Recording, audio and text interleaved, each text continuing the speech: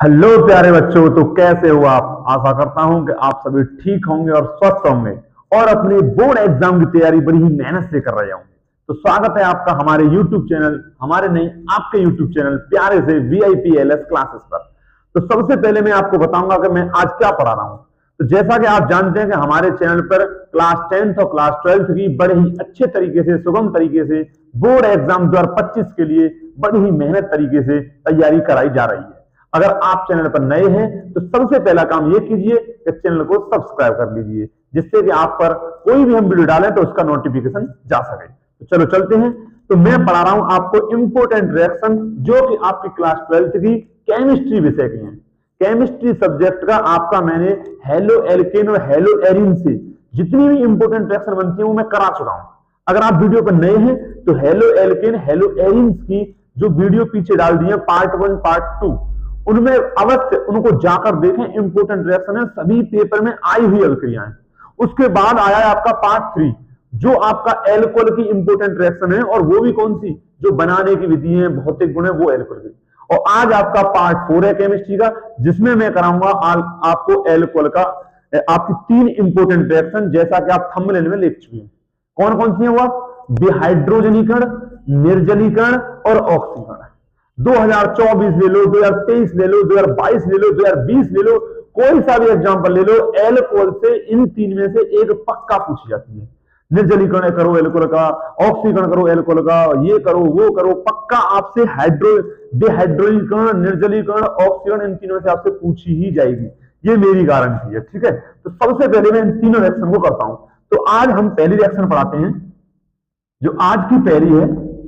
वैसे जो अगर हमारा वीडियो का जो क्रम चल रहा है, जो मैंने पिछला लेक्चर एल्कोहल कराया था, अगर आपने वो देखा है, नहीं देखा है तो उसे अवश्य देखें। उसमें मैंने जो कराया है उसके हिसाब से जो आपकी 6वीं रिएक्शन है। कौन सी रिएक्शन है, 6वीं। रिएक्शन नंबर 6 है ये, लेकिन आज भी ये पहली है। कौन सी है, इसका क्या है, तो ये है आपके निर्जलीकरण, डिहाइड्रेशन, निर्जलीकरण है। सबसे पहले मैं आपको बताऊंगा कि निर्जलीकरण होता क्या है। अगर आप ये समझ गए कि सर निर्जलीकरण ये है, तो रिएक्शन आप अपने आप बनाओगे। मैं क्या कर रहा हूं, अपने आप। तो सर क्या होता है बताइए। तो मैं लिखता हूं, देखो सबसे पहले लिख रहा हूं। देखो क्या होता है, किसी भी रासायनिक अभिक्रिया से जल के एक अणु का निकलना निर्जलीकरण कहलाता है। बिल्कुल। तो किसी भी रासायनिक अभिक्रिया से, किसी भी केमिकल रिएक्शन से, किसी भी केमिकल रिएक्शन से, रासायनिक अभिक्रिया से जल के अणु, सर जल, हाँ वही जल भाई, तू जो पीता है, H2O जल, H2O जल के एक अणु का, या मैं लिख देता हूं जल के अणु का निकलना, निकलना क्या कहलाता है, निकलना आपका निर्जलीकरण कहलाता है। क्या समझे आप, निर्जलीकरण कहलाता है। सबसे पहले मुझे ये बताओ कि आप ये समझे कि निर्जलीकरण होता क्या है। बिल्कुल, निर्जलीकरण होता है जल का निकलना। देखो शब्द में ही लिखा है निर्जल, निर्जल माने बिना पानी के। कोई ऐसा तत्व जिससे आप पानी निकाल दो किसी भी प्रोसेस से, तो उसे कहेंगे निर्जलीकरण। तो अब जो एल्कोहल है वो निर्जलीकरण अभिक्रिया दिखाता है। कैसे दिखाता है सर, क्या करता है वो, तो देखें, ध्यान से देखें। तो निर्जलीकरण आपका सांद्र H2SO4 के साथ, या मैं यूं कहूं सांद्र H2SO4 की उपस्थिति में, और जो उपस्थिति में होते हैं वो उत्प्रेरक का कार्य करते हैं। तो मैं इसे लिख सकता हूं ना उत्प्रेरक, बिल्कुल बिल्कुल लिख सकते हो। तो जब सांद्र H2SO4 उत्प्रेरक की उपस्थिति में कार्य करता है, समझे आप, तो क्या होता है, तो ध्यान से देखें। अगर मैं एल्कोहल को सांद्र H2SO4 की उपस्थिति में अगर मैं गर्म करूं, क्या करूं मैं, गर्म, भाई बिना गर्म करे तो पानी निकलेगा नहीं। पहले आपको गर्म करने पड़ेगा, जब पानी निकलेगा। पहले आपको गर्म करना पड़ेगा, फिर पानी निकलता है, पानी जब ही निकलेगा। तो पहले मैं एल्कोहल को सांद्र H2SO4 की उपस्थिति में उत्प्रेरक लगाकर इसी में गर्म कर दूंगा। अब सर गर्म कितनी ताप पर करना है, तो ताप बड़ा ही इंपॉर्टेंट है। तो यहां पर हम लेते हैं 413 केल्विन। पहले मैं इसका ना एकदम मॉडल तैयार करता हूं, रिएक्शन में कराऊंगा अभी 413 केल्विन पर। और जब मैं से 413 केल्विन पर आपको एल्कोहल को गर्म करता हूं, एल्कोहल की रिएक्शन है ये, तो हमारा बनता है ईथर। क्या बनता है, ईथर। क्या समझे आप, ईथर होता क्या सर, तो ईथर होता है ROR, ये होता है ईथर। और अगर मैं थोड़ा सा ताप और बढ़ा लूं, थोड़ा ज्यादा नहीं, 30 केल्विन, 30 केल्विन ताप और बढ़ा लूं, यानी मैं कर दूं इसे गर्म, गर्म कर दूं 443 केल्विन पर। क्या कर दूं? 443 केल्विन पर गर्म कर दूं मैं से, तो आपका बन जाता है एल्कीन। क्या समझे? और सर एल्कीन तो हम जानते हैं जो डबल बॉन्ड वाला होता है वो एल्कीन होता है, तो यहां पर बन जाएगा आपका डबल बॉन्ड वाला एल्कीन। इतना लिख देता हूं मैं, ठीक है। अच्छा सर ये हो गया। अब रिएक्शन, अभी रुक जाओ, रिएक्शन आपके लिए कराऊंगा मैं, टेंशन न हो। तो मैंने क्या कहा, निर्जलीकरण होता है जल के अणु का निकलना। अब मुझे एल्कोहल के अंदर से जल निकालना है, तो आप सांद्र H2SO4 की उपस्थिति में उसे गर्म कर सकते हो, और गर्म करने पर पानी निकल जाता है। तो यहां पर मैं पहले गर्म करूंगा 413 केल्विन पर, और फिर करूंगा 443 पर। जब मैं 413 पर करूंगा तो आपका ईथर बनेगा, 443 पर करूंगा तो एल्कीन। आ जाओ। अब दूसरा तरीका, ध्यान सुनना, बड़े बेसिक तरीके से पढ़ा रहा हूं, कोई टेंशन समझ लेना, थोड़ा समय लग सकता है पर आपको मैं सिखा के जाऊंगा, आपका क्रिस्टल क्लियर हो जाएगा। जो आप इन तीनों रिएक्शन से डरते हो ना, रटते हो, रटना भूल जाओगे। निर्जलीकरण, अगर आप इसका एल्यूमिनियम की वाष्प, एल्यूमिनियम की वाष्प, क्या बोला मैंने? एल्यूमिनियम की वाष्प यानी Al2O3, हम यूं कहें Al2O3 की वाष्प, Al2O3 की वाष्प की उपस्थिति में, यानी कि आपने अब तक क्या पढ़ा है? आपने पढ़ा है कि निर्जलीकरण तो सिर्फ सांद्र H2SO4 से होता है, लेकिन पेपर में आ गया बेटा पेपर में आ गया आपका एल्यूमिनियम ऑक्साइड Al2O3, और अब कह रहा है करो बेटा निर्जलीकरण। आपने तो पढ़ाई नहीं है, आपने तो आपके टीचर ने यूट्यूब पर भर भर के पढ़ लिया आपने सांद्र H2SO4 यानी निर्जलीकरण, लेकिन आ गया Al2O3 का। अब क्या करेंगे? तो देखो होता कुछ नहीं है, डरने की बात नहीं है, उत्प्रेरक चेंज हुआ है लेकिन रिएक्शन चेंज नहीं होगी। तो होता क्या है कि यहां पर ताप और चेंज होगा जब एल्यूमिनियम की वाष्प यानी Al2O3 की उपस्थिति में, ये क्या है? उत्प्रेरक। उत्प्रेरक जो उपस्थिति में होते हैं उन्हें उत्प्रेरक कहते हैं, ये उत्प्रेरक है। अब यहां पर एल्यूमिनियम की वाष्प में अगर मैं गर्म कर दूं 500, कितना बोलो बोलो, 523 केल्विन ताप पर, तो सर क्या बनेगा? तो आपका बन जाएगा ईथर। बनेगा वही गर्म करने पर ईथर ही, लेकिन तापमान अलग है, उत्प्रेरक अलग है। इन्हीं का तो खेल है पेपर में। हाँ बिल्कुल। तो अगर मैं ताप ले लूं 533 केल्विन, तो आपका बन जाएगा एल्कीन। देखो वही बन रहा है, कोई अलग नहीं है। ईथर ROR और एल्कीन R+C+1, सीधे मैं डबल वन लिख देता हूं, ठीक है।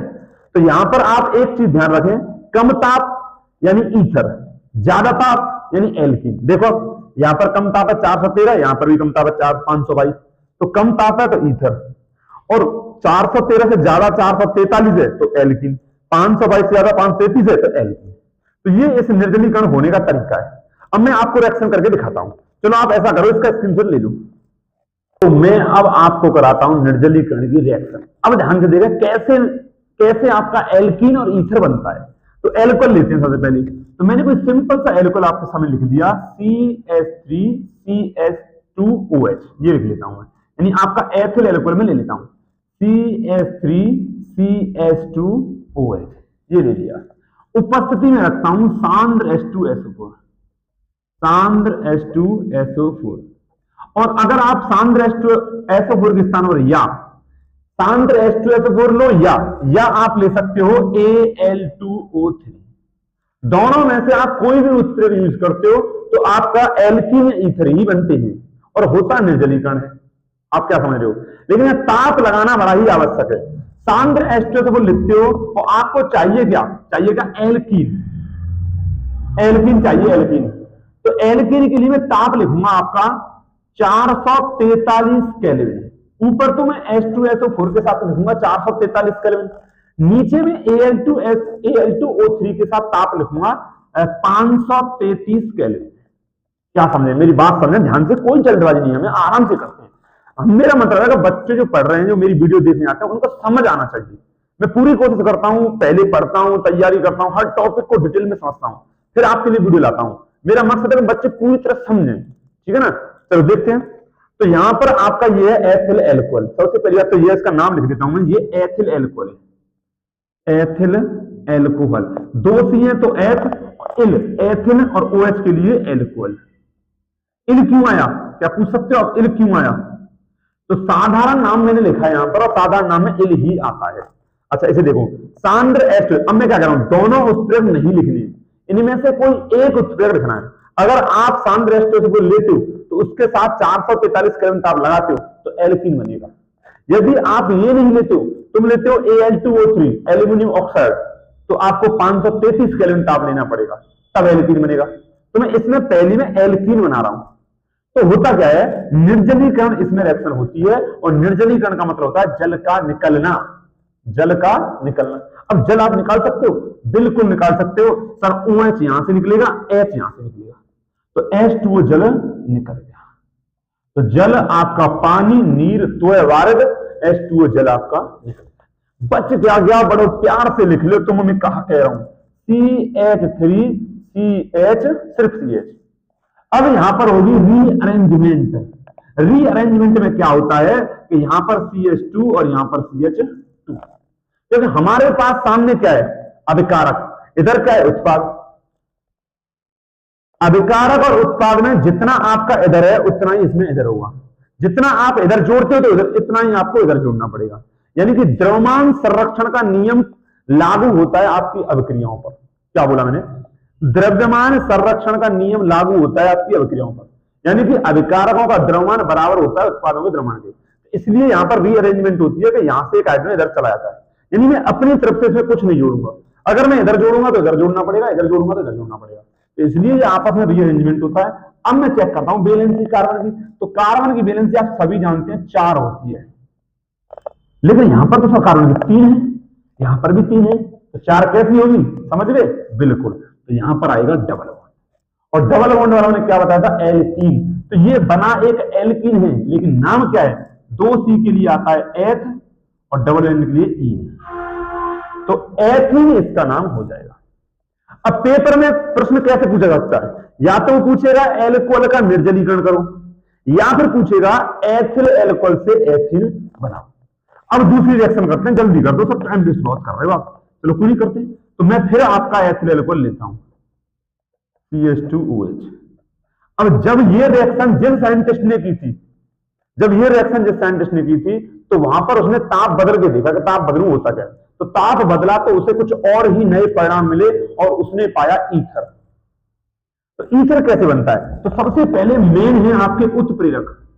तो उत्प्रेरक मैंने क्या रखा है, सांद्र H2SO4। अगर आप सांद्र H2SO4 को लेते हो तो ईथर बनाने के लिए तापमान लेना पड़ेगा आपको 413 केल्विन, और यहां पर आपका आएगा Al2O3। अगर या अगर Al2O3 अगर उत्प्रेरक लेते हो तो ईथर बनाने के लिए आपका जो उत्प्रेरक है वो आएगा 523 केल्विन ताप। ईथर बनाना है तो ताप याद रखने हैं। अगर Al2O3 लेते हो तो उसके साथ ईथर का ताप आएगा 523 केल्विन, और अगर सांद्र H2SO4 लेंगे तो उसके लिए ईथर बनाने का ताप लेना पड़ेगा 413 केल्विन। ये मैं कितना क्यों जोड़ दे रहा हूं, पेपर में पूछता है। पेपर में कहता है निर्जलीकरण करो 413 केल्विन ताप पर, 475 केल्विन ताप पर, इन तापों पर पूछता है, तो ये आपको याद होना चाहिए। तो होता क्या है कि जब ईथर होता है तो हम ज्यादा मात्रा में एल्कोहल लेते हैं, ज्यादा मात्रा में, क्योंकि हमारे पास OH है। जब मैं 2 एल्कोहल लूंगा, 2, अगर मैंने 2 ले लिए, ये देखो ध्यान से, CH3 CH2 और OH, एक ये ले लिया मैंने एथिल एल्कोहल, और प्लस एक और लिया मैंने CH3 CH2OH, क्योंकि ईथर बनाने के लिए आपको ज्यादा मात्रा में एल्कोहल लेना पड़ेगा।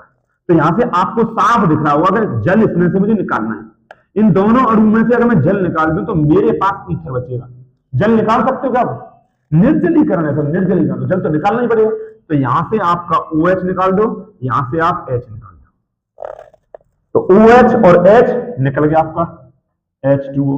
बच क्या गया, बड़े ही प्यार से लिख दो, इधर बच गया sir CH3 CH2 single bond O, फिर सर क्या बच गया, तो इधर ये भी तो बच गया, इधर ये यहां लग जाएगा, तो ये यहां पर बन जाएगा आपका CH2 CH3, और ये आपका क्या है, ROR, बीच में O आई है, तो ये ईथर है। इसका नाम लिख लें, बिल्कुल, इसका नाम हो जाएगा, इधर भी एथिल है, इधर भी एथिल है, एथिल एथिल डबल, तो डाई एथिल, तो इसका नाम हो जाएगा डाई एथिल, और O के लिए आएगा ईथर। क्या आएगा?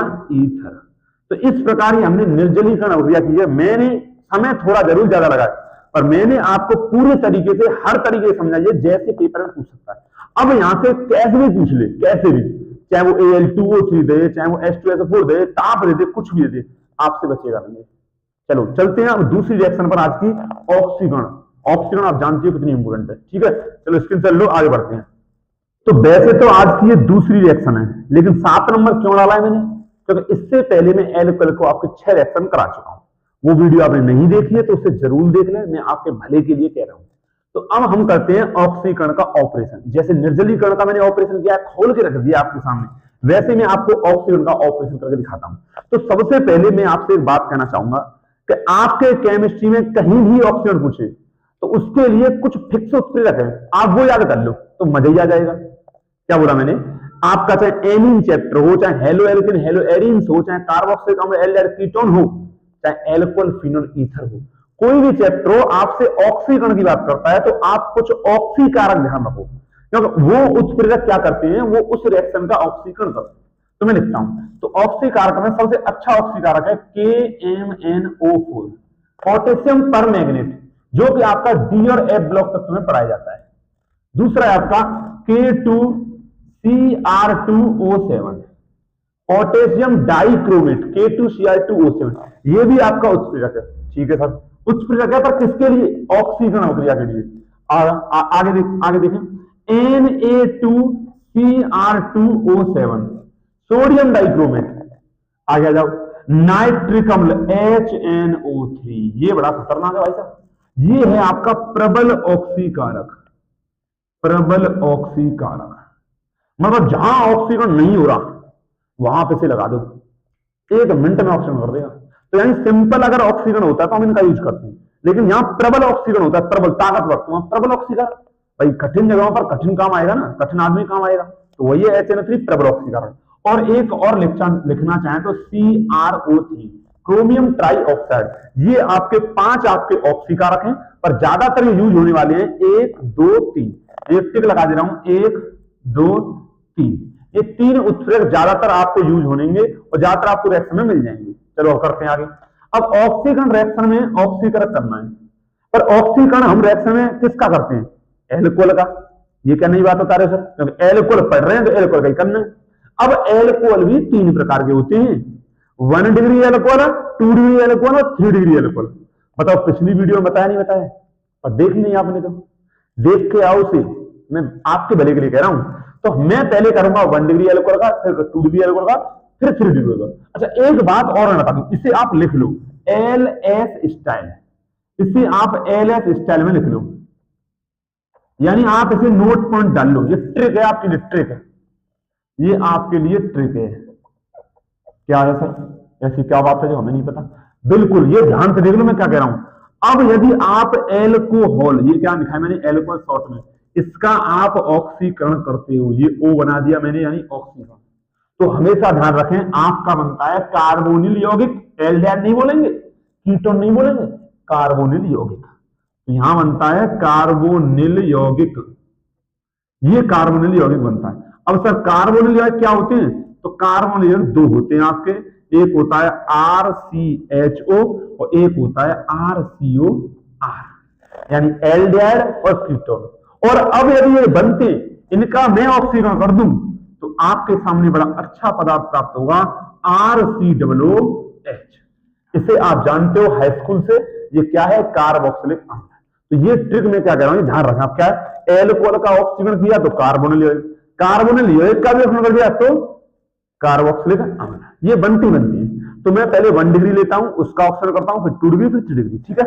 चलो तो मैंने 1 डिग्री एल्कोहल लिया आपके सामने, इस दूसरी में ए रिएक्शन 1 डिग्री एल्कोहल। मैं बताता चलूंगा कि 1 डिग्री एल्कोहल क्या है। अगर आप पीछे वाली वीडियो नहीं देख के आए फिर भी ध्यान से सुने, यहां पर मैं क्या कह रहा हूं। तो अगर आपके एल्कोहल समूह से कोई जो C जुड़ी हुई है, उससे यदि एक C जुड़ी है, कितनी C, एक C, तो ये कहलाएगा प्राथमिक एल्कोहल। इसका मतलब ये हुआ कि OH से जो C जुड़ी है, उससे अगर 2 C जुड़ी होती तो वह कहलाएगा द्वितीयक एल्कोहल, और 3 C जुड़ी होती तो तृतीयक एल्कोहल।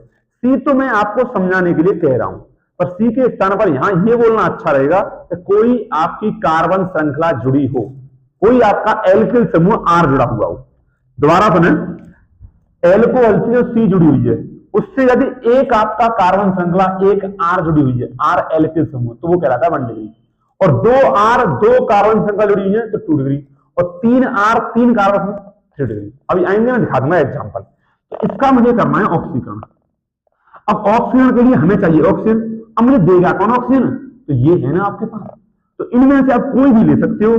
KMnO4 ले लिया, ये उत्प्रेरक आपको नवजात ऑक्सीजन देगा, नई बनी बनाई ऑक्सीजन देगा, और यह ऑक्सीजन इसमें ऐड होगी और आपका एल्डिहाइड बन जाएगा। अच्छा, एक बात और मैं बताना चाहूंगा आपको, इसमें ऑक्सीकरण में क्या होता है, ये मैं कहता हूं, ये भी आप LS स्टाइल में नोट कर लें कि जो आपके ऑक्सीकरण में तीनों रिएक्शन है उनमें कौन से बंध टूटते हैं। तो एक तो आपका टूटता है O और H के ये वाला बंध, O और H के बीच में ये वाला बंध ये टूटता है, और एक आपका टूटता है C और H के बीच वाला ये।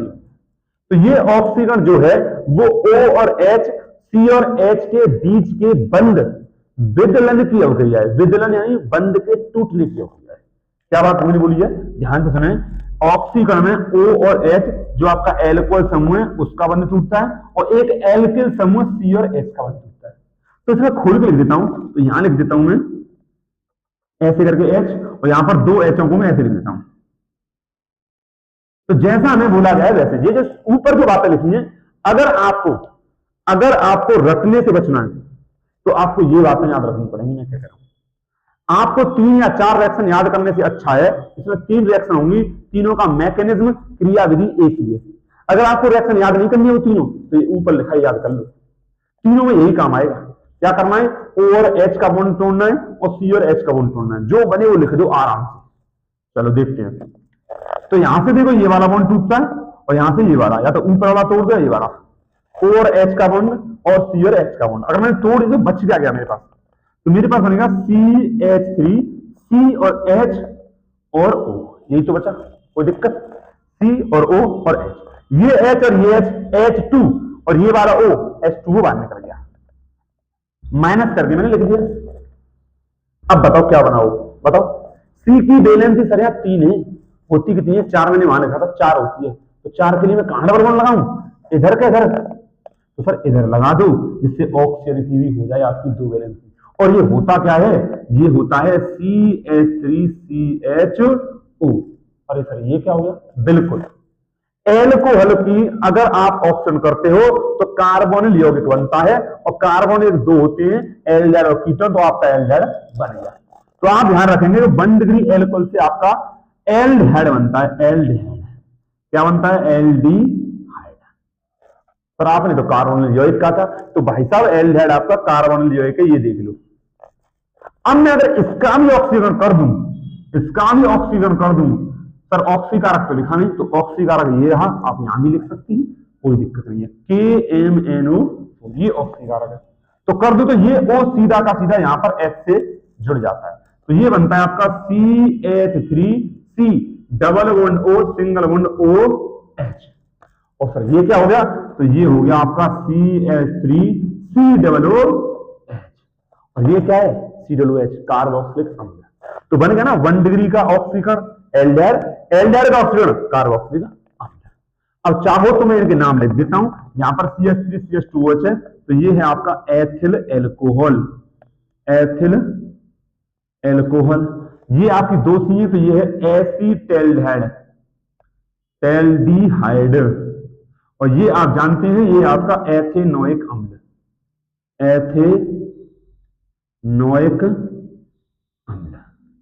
तो ये मैंने आपके सामने 1 डिग्री का आपका एल्कोहल का ऑक्सीजन दिया। अभी मैं अगली स्लाइड पर 2 डिग्री और 3 डिग्री करता हूं, आप स्क्रीनशॉट ले लो या लिख लो आप। तो अब करते हैं हम 2 डिग्री एल्कोहल का ऑक्सीजन, ठीक है। तो सर 2 डिग्री एल्कोहल का एग्जांपल, बिल्कुल। तो जो मैंने कहा था कि O और H से जो आपकी C जुड़ी हुई है उससे आपको 2 कार्बन श्रृंखला जोड़नी है, तो एक मैंने ये कार्बन श्रृंखला जोड़ दी और एक मैंने ये जोड़ दी। इसके यहां पर एक H है, उसे मैं नीचे लिख देता हूं। अब हमें करना है ऑक्सीकरण, तो ये भी ऑक्सीकरण बड़ी आसानी से हो जाता है। तो यहां पर भी हम इनमें से कोई सिंपल सा ऑक्सीकारक लिख लेंगे, K2Cr2O7। और ये याद करना है यहां पर, तो बिल्कुल याद करना है। उत्प्रेरक आपको याद करने पड़ेंगे, पर इनमें से आप लगा कोई भी सकते हो। सिंपल ऑक्सीकरण है 1 डिग्री एल्कोहल का, 2 डिग्री का, तो आप इन तीन में से ये लगाओगे। लेकिन जब प्रबल ऑक्सीकारक होता है, ऑक्सीजन नहीं होता, तो वहां ये लगाओगे। यानी ये कहां यूज होगा आपका 3 डिग्री एल्कोहल में, क्योंकि 3 डिग्री एल्कोहल का आसानी से ऑक्सीकरण नहीं होता है। फिर आते हैं हमारे बाहुबली HNO3, वो कर देते हैं ऑक्सीकरण, आ जाओ। तो अब ये जो 2 डिग्री एल्कोहल है, 1 डिग्री एल्कोहल है, 3 डिग्री एल्कोहल में होता क्या है, इनमें आपका O और H और C और H के बीच का बंध टूट जाता है। तो इसमें ये वाला बंध और इसमें ये वाला बंध दोनों ही टूट जाएंगे। दोनों टूटे तो H2 और यहां पर जो इसने नवजात ऑक्सीजन दिया है वो पानी बाहर निकल जाएगा। ठीक है, अब यहां पर H2 और निकल गया, अब बच क्या गया, तो यहां बच गया सर CH3 इधर भी है और इधर रह गया सिंगल बॉन्ड O। अब बताओ O की वैलेंसी 2, कार्बन की वैलेंसी 4, क्या पूरी है? नहीं है। तो क्या करेंगे, यहां डबल बॉन्ड लगा देंगे और ये क्या बन गया, ये बन गया आपका CH3COCH3। और ये क्या होता है, ये सर कीटोन होता है। तो 2 डिग्री एल्कोहल का ऑक्सीजन करने पर कीटोन बनता है और कीटोन एक कार्बोक्सिलिक यौगिक है, कार्बोनिल यौगिक है। तो मैंने कहा था ना एल्कोहल का ऑक्सीजन कार्बोनिल यौगिक, इसका नाम तो इसका नाम मैं लिखता हूं, तो इसका नाम हो जाएगा 1 2 3 आपका प्रोपेन के लिए 3 आएगा, 1 2 3 में प्रोपेन और दूसरे नंबर पर OH तो प्रोपेन 2ऑल। और ये आप सभी जानते हो ये आपका एसीटोन है, सबसे छोटा कीटोन एसीटोन होता है, ये भी आप ध्यान रखें। एसीटोन है ये आपका, क्या समझे आप, एसीटोन। अब अगर मैं इसका भी ऑक्सीकरण कर दूं, तो आंख मीच के आप याद रखें कार्बोक्सिलिक अम्ल बन जाएगा। तो यहां पर बना दें CH3COOH, एथेनोइक अम्ल। बचा कुचा क्या निकला, क्या बचा क्या रह गया, उससे आपको कोई टेंशन नहीं है। आपको पेपर में मेन प्रोडक्ट बना के आना है, मेन प्रोडक्ट। जैसे यहां पर ये इस H2 को मैं नाम ही लिखता तो कोई गलती नहीं है, मेन प्रोडक्ट क्या है वो बन जाना चाहिए। तो इस प्रकार होता है आपका 2 डिग्री का एल्कोहल का ऑक्सीकरण। अब मैं चलता हूं C पर 3 डिग्री पे। तो 3 डिग्री आप एल्कोहल का अगर आप ऑक्सीकरण करते हो तो यही कीटोन बनता है, और कीटोन बन गया तो उसका फिर ऑक्सीकरण कर देंगे तो कार्बोक्सिलिक अम्ल बन जाएगा। तो ये सिंपल है, देखो कैसे। तो सबसे पहले मैं आपका 3 डिग्री एल्कोहल लिखता हूं। तो एल्कोहल समूह से जो आपकी C जुड़ी हुई है, मैं क्या कह रहा हूं, एल्कोहल समूह से जो C जुड़ी है उससे 3 C है, 3 कार्बन श्रृंखलाएं। देखो एक ये रही CH3, एक ये रही CH3 और एक ये रही CH3। अब इसका ऑक्सीकरण कर दो। ऑक्सीकरण के लिए नवजात ऑक्सीजन देगा हमारा कौन, ऑक्सीकारक। अब जो 3 डिग्री एल्कोहल है उसका आसानी से ऑक्सीकरण नहीं होता है, ये कर रहा पर तो है, ये ऑक्सीजन होना है।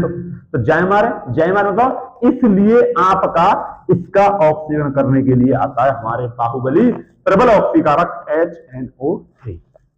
तो HNO3 यहां पर आता है नाइट्रिक अम्ल, और नाइट्रिक अम्ल ऑक्सीजन देता है जिससे इसका ऑक्सीकरण हो जाता है। अब होगा क्या, क्रियाविधि कैसी, अभी बताया था, C और H का बॉन्ड और O और H का बॉन्ड टूट जाएगा।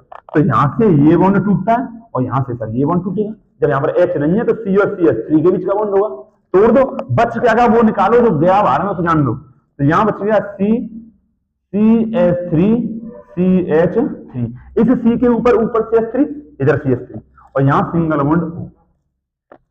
क्या वैलेंसी पूरी है कार्बन की? नहीं है, तो यहां पर आ जाएगा अपने आप डबल बॉन्ड, ये बनेगा कीटोन। और देखो सेम बना है, तो ये एसीटोन है, एसीटोन। अब अगर मैं इसका भी ऑक्सीकरण कर दूं तो आपका सेम प्रोडक्ट जैसे यहां बना है, यहां भी बन जाएगा CH3COOH, और जो बाहर निकल गया उसे बाहर में जान दो, तो एथेनोइक अम्ल यहां पर बन जाएगा, एथेनोइक अम्ल बन जाएगा। क्या समझे? तो ये मैंने किया आपके सामने ऑक्सीकरण। अब इसमें जो लास्ट है आपका वो है डिहाइड्रोजीकरण, उसे भी करते हैं, आप इसका स्क्रीनशॉट लो। अब मैं कराता हूं आपको डिहाइड्रोजनीकरण। सबसे पहले मैंने आपको निर्जलीकरण कराया, निर्जलीकरण से फिर बता देता हूं, यानी बिना पानी के, यानी पानी उसमें से निकाल दो। पानी निकालने के लिए आप जानते हो गर्म तो करना ही पड़ता है, चाहे कुछ भी हो, समझ गया? हाँ, तो गर्म करने पर पानी उसमें से निकल जाएगा, तो वो हो जाएगी निर्जलीकरण। फिर करेंगे हम ऑक्सीकरण, और ऑक्सीकरण में क्या टूटते हैं, सी और एच का बंध और ओ और एच का बंध। उत्प्रेरक वहां आप याद रखें। और अब है डिहाइड्रोजनीकरण। नाम से ही पता चल रहा है, हमें नाम से बिल्कुल पता चल रहा है कि डिहाइड्रोजनीकरण बिना हाइड्रोजन, यानी कि जब H2 हाइड्रोजन का अणु निकलता है, वाह वाह क्या बात है सर, निकलता है, तो उसे कहते हैं डिहाइड्रोजनीकरण। अब डिहाइड्रोजनीकरण करेंगे किसका हम, एल्कोहल का। और एल्कोहल होते कितने, 1 डिग्री, 2 डिग्री और 3 डिग्री। तीनों का हम एल्कोहल का करेंगे आपका डिहाइड्रोजनीकरण, और आपका बनाएंगे हम नए नए पदार्थ। तो सबसे पहले सर इसके उत्प्रेरक और बता दो।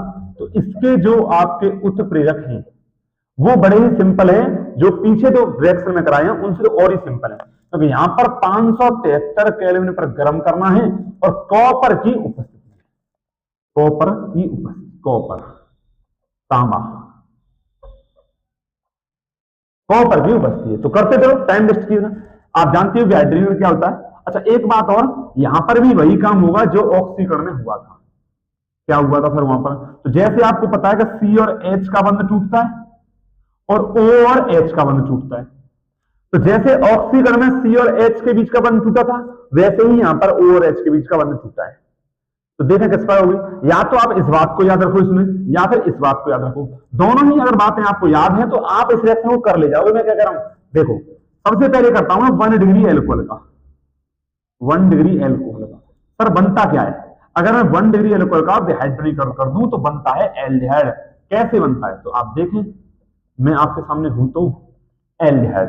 तो 1 डिग्री एल्कोहल ले लो, चलो तो ये ले लिया मैंने OH, ये यहां आ गया C, ऊपर H एक, नीचे नीचे एक, और इधर CH3। ये मैंने खोलकर इसलिए लिखा है कि आपको समझा सकूं कैसे बॉन्ड टूटता है। अब मैंने सोचा कि डिहाइड्रोजनीकरण में हाइड्रोजन निकालना है, तो करना कुछ नहीं है, उत्प्रेरक लिख दो, उत्प्रेरक लिख दो और आपका हाइड्रोजन निकाल दो। तो हाइड्रोजन H और H, H और H, H2 निकल जाएगा। बच क्या जाएगा, जब H और H, H2 यहां से निकल गया तो बच क्या गया, CH3C, सिंगल बॉन्ड O, ऊपर वाली H, अगर आपने नीचे वाली निकाल दिया तो। अब बैलेंसी के लिए डबल बॉन्ड आ जाएगा और ये हो जाएगा CH3CHO। अब बताओ, एक तो मैंने इससे बताया जब हाइड्रोजन अणु निकलता है। अब इससे देखो, C और H का बॉन्ड तोड़ दो, ये वाला, O और H का बॉन्ड तोड़ दो, ये वाला। जब O और H का बॉन्ड टूटेगा तो H अलग, यहां से ये H अलग, और H और H मिलके हाइड्रोजन गैस निकल जाएगा और बचेगा ये, और ये है आपका L। तो इस प्रकार आपका 1 डिग्री एल्कोहल का बड़ी सिंपल तरीके से डिहाइड्रोजनीकरण हो गया। मैं नाम लिख देता हूं, इसमें 2 C हैं, तो ये है आपका एथिल एल्कोहल। बड़ा ही प्यारा नाम है पर इसका यूज बड़ा खतरनाक है, कोई बात नहीं, एथिल एल्कोहल। और इसका नाम है एसीटैल्डिहाइड, एसीटैल्डिहाइड। अगर आपको जानना है कि इसका नाम मैंने एसीटैल्डिहाइड कैसे लिख दिया तो कमेंट कर दे, मैं आपको 5 या 10 मिनट की वीडियो में यूज सिखा दूंगा, टेंशन मत लो, करने कमेंट। तो दूसरा मैं लेता हूं आपका 2 डिग्री एल्कोहल। दूसरा, ये वैसे तो 8वीं रिएक्शन है, पिछली क्लास की अगर जोड़े तो, और आज की 3री रिएक्शन है। तो आपकी इसमें तीसरी में A है ये, और ये आपकी B है। तो मैं लेता हूं 2 डिग्री एल्कोहल। सर यहां क्या बनता है, तो जो बनता है उसे मैं आगे लिख देता हूं, ये रहा आपका सामने, कीटोन बनता है, कीटोन। वायु व्यासर के रिपीट हो रही है तो रिएक्शन, हाँ बिल्कुल। तो यहां पर बन जाएगा आपका कीटोन। तो लेते हैं, तो यहां पर मैंने लिया 2 डिग्री एल्कोहल, 2 डिग्री एल्कोहल, ऊपर लगा दी CH3, नीचे जोड़ दी H, और इधर लगा दी मैंने CH। एल्कोहल समूह से जो C जुड़ी है उससे 2 कार्बन श्रृंखला जुड़ी होनी चाहिए, जैसे CH3 और ये CH3, ठीक है। अब इसका करता हूं मैं डिहाइड्रोजनीकरण। कॉपर की उपस्थिति में 573 केल्विन ताप पर, उपस्थिति में 573 केल्विन ताप पर। तो कॉपर की उपस्थिति में 573 केल्विन ताप पर इसका ऑप्शन करूंगा मैं, डिहाइड्रोजनीकरण करूंगा। तो होता क्या है, या तो H2 समझ लो, H2 निकाल दो, यहां से एक H, यहां से एक H निकल जाएगा, या फिर यूं समझ लो कि C और H के बीच का बॉन्ड टूटेगा और O और H के बीच का बॉन्ड टूटेगा, कैसे भी समझ लो बेटा। तो यहां से आपका H2 निकल जाएगा। बच क्या जाएगा सर, ये तो बता दो, ये हाइड्रोजन गैस निकल रही है, ठीक है, हाइड्रोजन का अणु, हाइड्रोजन का अणु निकल रहा है। अब यहां पर बच क्या गया, ऊपर एक C के ऊपर CH3 है, एक इधर CH3 है और एक इधर O है, वैलेंसी के लिए यहाँ डबल बॉन्ड आ जाएगा, और जब दो कार्बन श्रृंखलाओं के बीच में CO आता है तो उसे कीटोन कहते हैं। यहाँ पर कीटोन बन गया और इसका नाम है एसीटोन, और इसका नाम है प्रोपेन 2 ऑल। तो प्रोपेन 2 ऑल से एसीटोन बन गया, आपका एसीटोन बन गया। ठीक है, तो ये मैंने 1 डिग्री एल्कोहल का किया, 2 डिग्री का किया। ये आपका अपवाद है, अपवाद। और आप यूं समझ लो कि जो अपवाद बन गया केमिस्ट्री में, जो अपवाद मैंने कह दिया केमिस्ट्री में, जो अपवाद नोट पॉइंट में कोई बात लिखा रहा हूं, क्वेश्चन वहीं से बनेगा। एग्जामिनर वहीं से क्वेश्चन उठाता है। तो पेपर में अगर हाइड्रोजनीकरण आना आता है तो ये जरूर पूछेगा आपका, क्योंकि यहां पर ये अपवाद क्यों है? तो जिस साइंटिस्ट ने डिहाइड्रोजनीकरण किया था तो उसने क्या किया, 1 डिग्री 2 डिग्री का किया, तो निकला आपका क्या निकला? तो निकला आपका हाइड्रोजन। लेकिन उतने ही ताप पर कॉपर की उपस्थिति में 3 डिग्री रख गया तो निर्जलीकरण हो गया सर, निर्जलीकरण हो गया। यहां पर आपका डिहाइड्रोजनीकरण हुआ ही नहीं। तो सर से डिहाइड्रोजन कह क्यों रहे हैं? क्योंकि उसमें जो उत्प्रेरक है, जो आपका तापमान है, वो डिहाइड्रोजनीकरण का है। कर तो वो डिहाइड्रोजनीकरण रहा था पर हो गया निर्जलीकरण, तो इसलिए ये अपवाद है। तो यहां पर आपका निर्जलीकरण हो जाता है। निर्जलीकरण, क्या मस्त क्वेश्चन है सर आपका। तो निर्जलीकरण होता है यहां पर, और निर्जलीकरण होने पर बनता क्या सर? एल्कीन बनते हैं, एल्कीन, वही डबल बॉन्ड वाले एल्कीन। हाँ वही।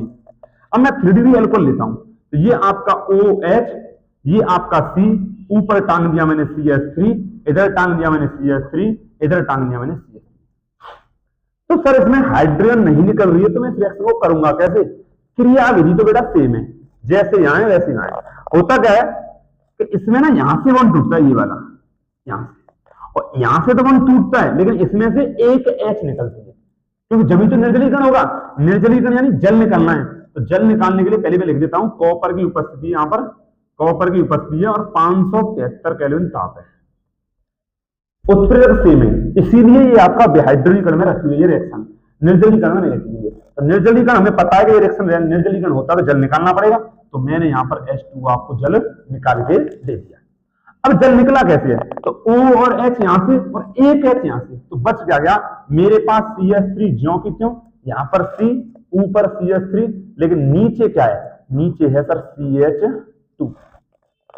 अब जैसे यहां से एक H निकला तो इसकी वैलेंसी बिगड़ गई, इसकी हो गई 3, इसकी भी हो गई 3, और वैलेंसी पूरी करने के लिए मैं क्या लगा देता हूं यहां पर डबल बॉन्ड, बन गया एल्कीन।